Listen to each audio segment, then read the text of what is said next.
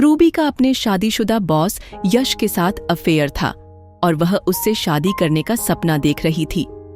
Boss ने उसे भरोसा दिलाया था कि वह अपनी पत्नी से जल्द ही तलाक लेकर उससे शादी करेगा। इसी भरोसे पर रूबी अपनी पूरी जिंदगी को उस रिश्ते के इर्द गिर्द घूमने लगी थी।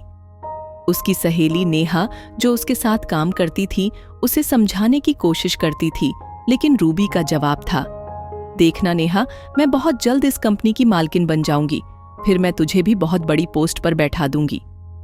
एक दिन लंच टाइम के दौरान जब नेहा और उसका बॉयफ्रेंड सोहम साथ में लंच कर रहे थे, रूबी आई और अपने अंदाज में टशन दिखाने लगी। वह खुद को कंपनी की बॉस समझने लगी थी। उसकी अकड़ को देखकर सोहम ने मजाक में कुछ कहा और रूबी को यह बात बुरी लग गई। अब उसने ठान लिया था कि वह सोहम को इस कंपनी से निकाल कर रहेगी, चाहे वह नेहा की सबसे अच्छी दोस्त क्यों न हो। उसे यह साबित करना था कि कंपनी में उसकी असल हैसियत क्या है और लोग कितनी बड़ी गलतफहमी में थे कि वह सिर्फ एक साधारण कर्मचारी है।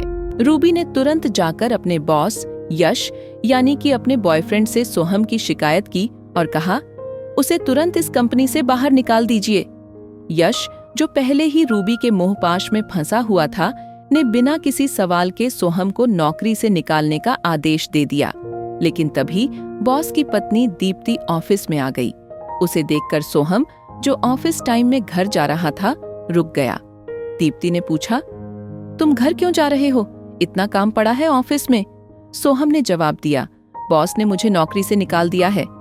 दीप्ति हैरान होकर बोली, ऐसा क्या हुआ कि बॉस ने तुम्हें निकाल दिया?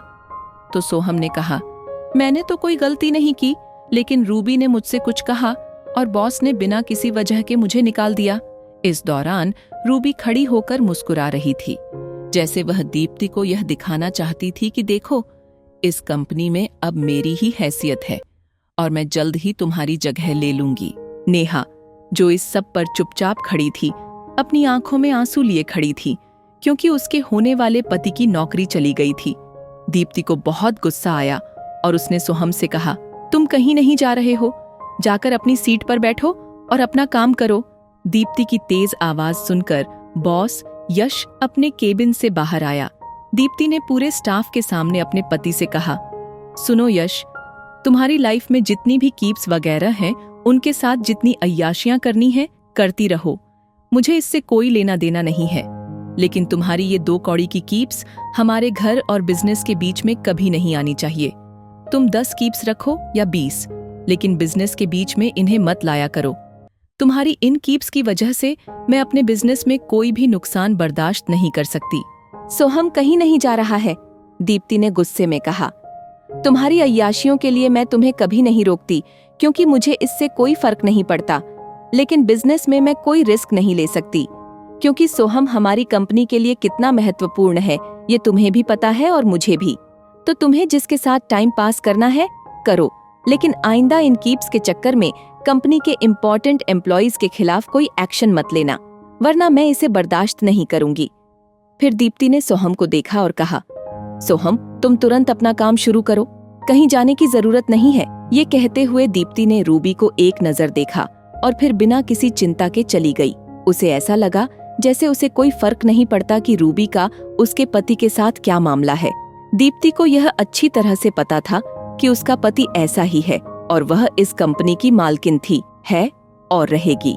दीप्ति ने पूरे स्टाफ के सामने 3-4 बार कीप शब्द का प्रयोग किया, जो रूबी के लिए था, और एक बार भी उसके पति यश ने इसका विरोध करने की हिम्मत नहीं की। आज दीप्ति ने पूरे ऑफिस में रूबी की इज्जत को एक ही बार में उछालकर यह दिखा दिया कि उसकी असलियत क्या है। उसने रूबी को आईना दिखा दिया कि ऐसे रिश्तों का यही हश्र होता है। वहीं नेहा और सोहम एक दूसरे का हाथ थामे खड़े थे, क्योंकि वे अपने दायरे में थे और जल्द ही शादी करने वाले थे। उन्होंने ऊंचे ख्वाबों की बजाय अपने रिश्ते को सच्चाई के साथ अपनाया था, जबकि रूबी ने अपनी गलतफहमी में ऊंची ऊंची उम्मीदें पाल रखी थीं। रूबी के सारे सपने अब चकनाचूर हो चुके थे और उसकी इज्जत भी मिट्टी में मिल चुकी थी। कहाँ वह खुद को इस कंपनी की मालकिन बनने का सपना देख रही थी और कहाँ दीप्ति ने उसे अपनी औकात सिर्फ 2 मिनट में दिखा दी। रूबी दौड़ते हुए कंपनी से बाहर भाग गई। यह सोचते हुए कि वह कभी वापस नहीं आएगी, और उसके बॉस ने भी उसे रोकने की कोई कोशिश नहीं की, बल्कि वह चुपचाप अपने केबिन की तरफ बढ़ गया, जैसे कुछ हुआ ही न हो।